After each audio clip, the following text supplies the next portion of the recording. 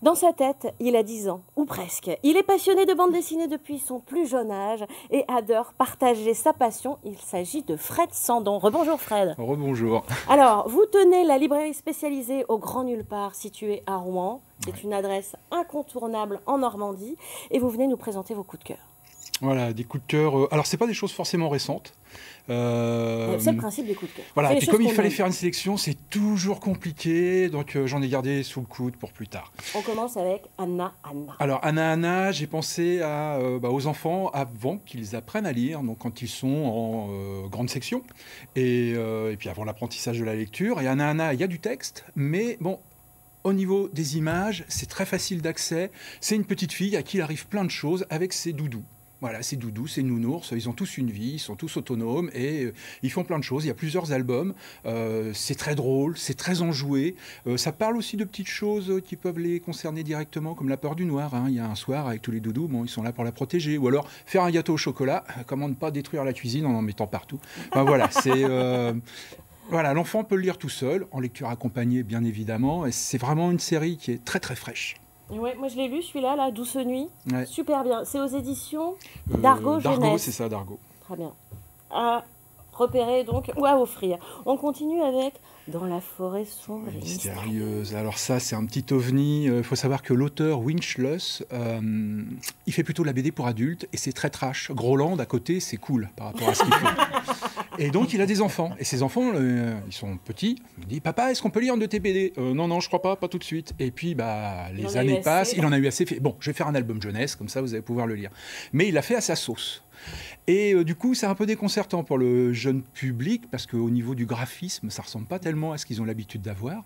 Mais voilà, l'histoire, c'est mamie, elle est malade, il faut aller la voir très très vite. Et dans la panique, on oublie le petit garçon sur l'aire d'autoroute. Il se dit, c'est pas grave, je vais traverser la forêt, je vais y aller directement. Ça reste quand même un peu trash, non ? Il y a un petit côté trash, mais les enfants, enfin moi les retours que j'ai eus des parents qui ont offert l'album à leurs enfants, on dit au début, bon, il n'a pas trop regardé, il était sur les séries qu'il aimait bien.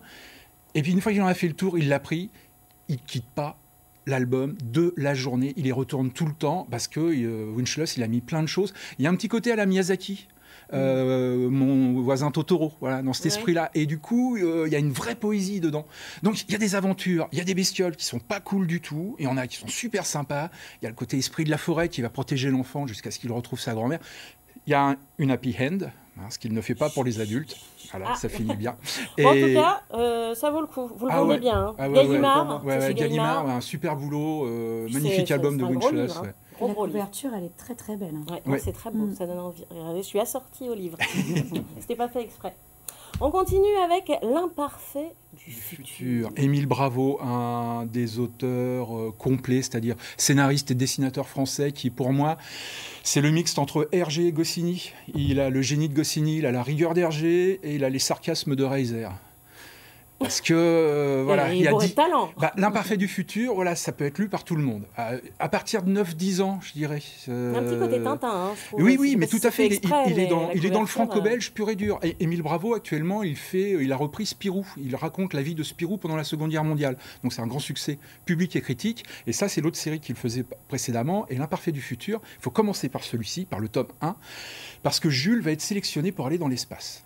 Voilà, un voyage dans l'espace qui va se passer à la vitesse de la lumière. Mais Jules, il ne comprend rien à tout ça. Donc on va expliquer la relativité du temps d'Einstein. Donc il n'a pas compris que les 2 semaines de voyage qu'il va faire, il va se passer 8 ans sur Terre. Et il part, il laisse un petit frère très très pénible. Et quand il revient, il se retrouve avec un grand frère complètement abruti. Voilà. Et sauf que son meilleur copain, Jules, il a une 12aine d'années, hein, son meilleur copain, lui, il a 20 ans.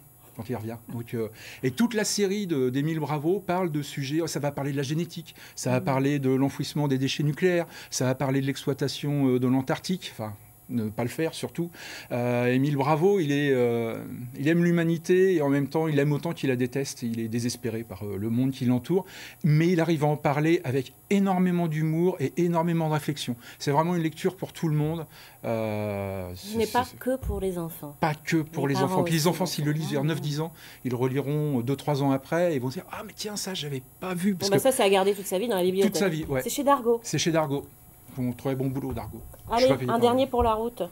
Beaune. Bone, un Américain. C'est Jeff Smith qui fait ça. Alors Bone, c'est une série coup de cœur depuis les années 90 quand je l'ai lu à l'époque.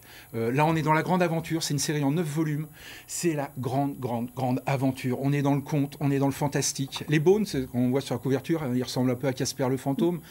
Ils vont être bannis de leur ville parce qu'un des cousins était le maire et c'est un mélange, tant pis, je prends les noms, entre Picsou et Balkany. Donc les gens en avaient marre. Et donc il a été banni. Et les cousins veulent pas l'abandonner, c'est la famille qui est vraiment soudée. Donc ils partent ensemble et ils vont se perdre dans une vallée inconnue où là ils vont rencontrer des humains. Et chez les humains, il se passe des choses. C'est-à-dire qu'il y a le maître des insectes qui s'est accoquiné avec les rats-garous qui sont aussi moches que stupides et qui vont essayer de prendre le pouvoir sur les humains, parce que les humains, en fin de compte, c'était l'aristocratie d'avant qui avait le pouvoir en ce royaume, qui est devenu anonyme pour se protéger. Et un des Bones va tomber amoureux de la princesse, qui ne sait pas qu'elle est une princesse, elle pense qu'elle est une paysanne. Ah voilà, c'est la grande aventure, il y a un dragon roux qui fume des clopes. Je trouve ça génial. Conte de fées, mais complètement décalé. Complètement décalé. Il y a beaucoup d'humour, et puis il n'arrête pas de parler de Moby Dick, parce que Bone est fan de ce roman.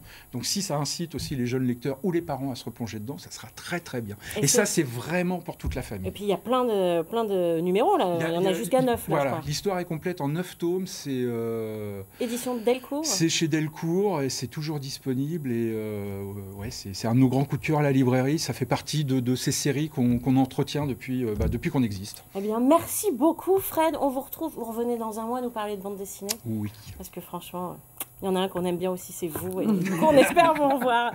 Merci, Fred. En tout cas, ça donne bien envie de plonger sa tête dans les dessins et les bibules.